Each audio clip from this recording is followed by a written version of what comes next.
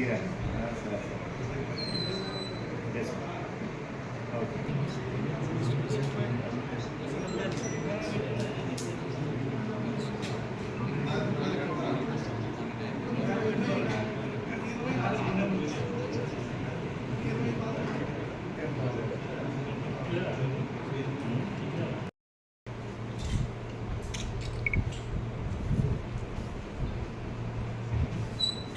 Okay okay రండి కొంచెం పక్క జరగ ప్లీజ్ సార్. Okay sir.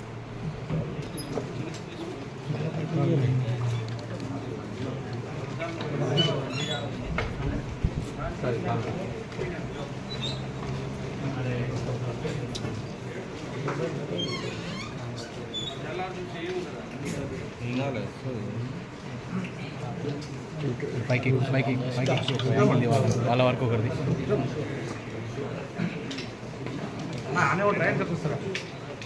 ముందుకే రావాలి అన్న, కొద్దిగా ముందుకు రండి.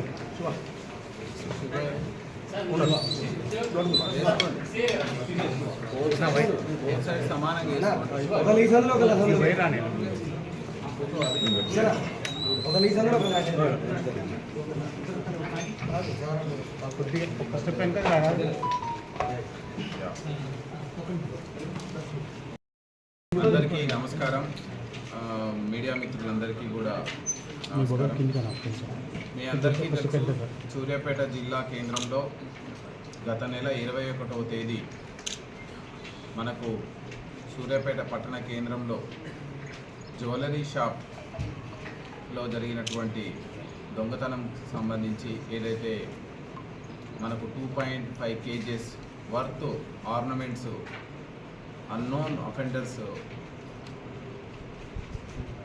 షాప్కు వెనకాల గోడని గ్యాస్ కట్టర్ తోటి కట్ చేసి గోడను కూలగొట్టి లోపల ఉన్నటువంటి షట్టర్ని బ్రేక్ చేసి దాదాపు 2.5 kgs వర్త్ గోల్డ్ ఆర్నమెంట్స్ని మరి కొంత నగదుని దొంగతనం చేసినటువంటి కేసుని సూర్యాపేట జిల్లా పోలీసు యంత్రాంగం చాలా ప్రతిష్టాత్మకంగా తీసుకొని వేరియస్ స్కీమ్స్ని వేరియస్ రాష్ట్రాల్లోకి మనం అఫెండర్స్ని ట్రాక్ చేస్తూ వెళ్ళే క్రమంలో మనకు ఈ నేరానికి సంబంధించి జూలై 27వ తేదీ నాడు సూర్యాపేట పట్టణంలో అనుమానాస్పద రీతిలో సంచరిస్తున్నటువంటి ఒక లేడీని ఈ యొక్క నేరంలో రెక్కీలో కానీ ప్లానింగ్లో కానీ వచ్చిన సొమ్ములో భాగస్వామ్యమైనటువంటి A7 యశోద అనేటువంటి లేడీని అరెస్ట్ చేసి 14 తులాల బంగారాన్ని రికవరీ చేయడం జరిగింది.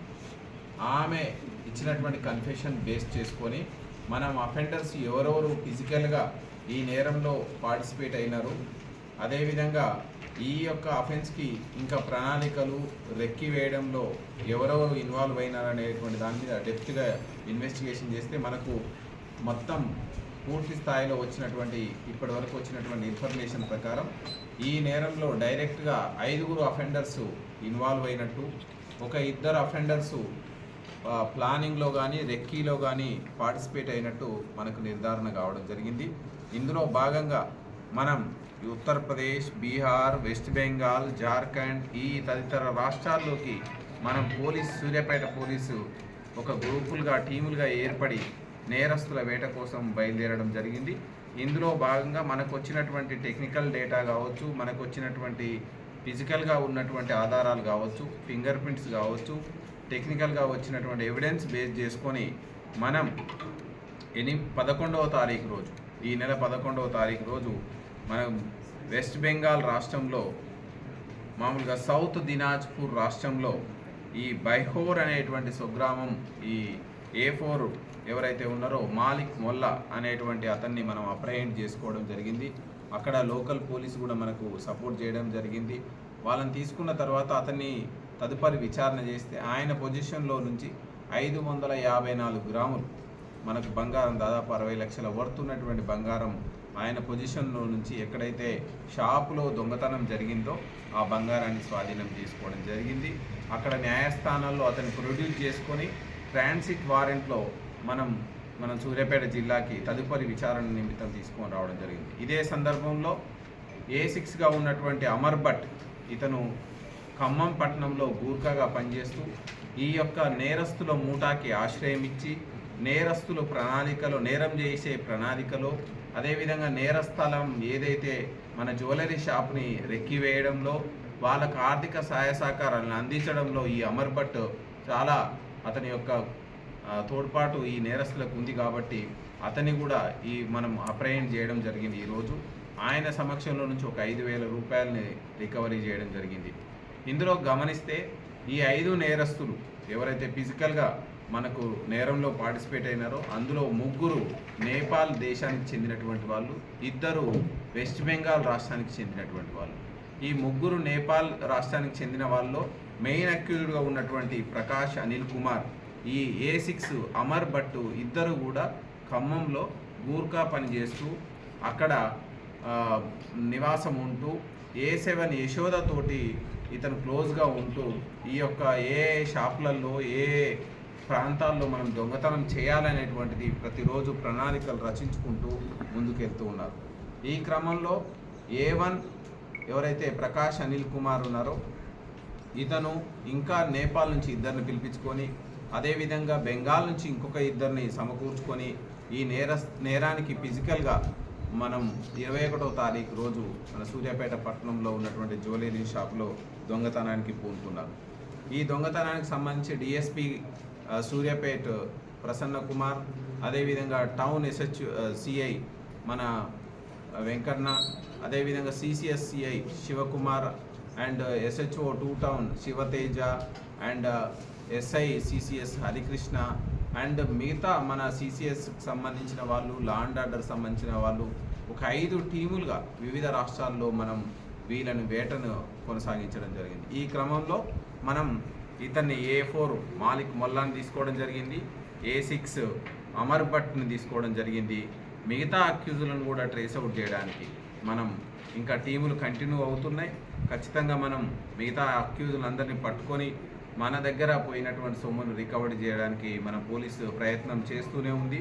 వీళ్ళందరినీ కూడా మనం ఈరోజు జ్యుడిషియల్ రిమాండ్కి పంపి తదుపరి మనం కస్టడీలోకి తీసుకొని వీళ్ళందరినీ ఇంకా పూర్తి స్థాయిలో ఎగ్జామిన్ చేసుకొని మనం ఈ క్రైమ్ ఏ విధంగా జరిగింది, క్రైమ్కు నేరస్తులకి మనం కనెక్ట్ చేస్తూ వీళ్ళకు ఖచ్చితమైన శిక్షలు వచ్చే విధంగా మనం దర్యాప్తు సాగిస్తామని ఈ సందర్భంగా మనం తెలియజేయడం జరుగుతుంది. మామూలుగా A1 అనేటువంటి ప్రకాష్ అనిల్ కుమార్ ఎవరైతే ఉన్నారో ప్రకాష్ అనిల్ కుమార్ గతంలో ఖమ్మం జిల్లాలో మనకు కొన్ని అఫెన్సులు నేరస్తులుగా ఉన్నాడు. ఖమ్మం జిల్లాలో అదేవిధంగా ఖమ్మం పక్కన ఉన్నటువంటి పట్టణాలలో ఈ బ్యాంకుల దొంగతనంలో ప్రయత్నం చేసి విఫలమైన కేసుల్లో వీళ్ళు అరెస్టుగా ఉన్నారు. ఇప్పుడు ఈ A6 అమర్ భట్తో కలిసి ఖమ్మం జిల్లా కేంద్రంలో వీళ్ళంతా కూడా ఈ గూర్ఖా నైట్ వేళలో గూర్ఖా పనులు చేస్తూ వీళ్ళు జీవిస్తున్న క్రమంలో వీళ్ళకు ఒక ఈజీగా డబ్బు సంపాదించాలనేటువంటి ఆశతోటి వీళ్ళు ఏం చేశారంటే ఏదైనా ఒక పెద్ద ఎత్తున మనం లబ్ధి పొందే విధంగా దొంగతనం చేయాలనేటువంటి ఒక ప్రణాళికలు రచించే క్రమంలో వీళ్ళు A1 ప్రకాష్ అనిల్ కుమార్కి గతంలో పరిచయం ఉన్నటువంటి వెస్ట్ బెంగాల్కి సంబంధించినటువంటి గ్యాస్ వెల్డింగ్ పనులు, కట్టింగ్ పనులు చేసేటువంటి వాళ్ళని ఇతను ఆశ్రయం తీసుకోవడం జరిగింది. ఇదే కాకుండా మనం ఇక్కడ అఫెన్సులు చేసి మన దేశానికి పారిపోయినట్లయితే మన దేశం నుంచి వీళ్ళు మనల్ని పట్టుకరాలేరు అనేటువంటి ఉద్దేశంతో నేపాల్ నుంచి కూడా ఒక 2 పిలిపించుకోవడం జరిగింది.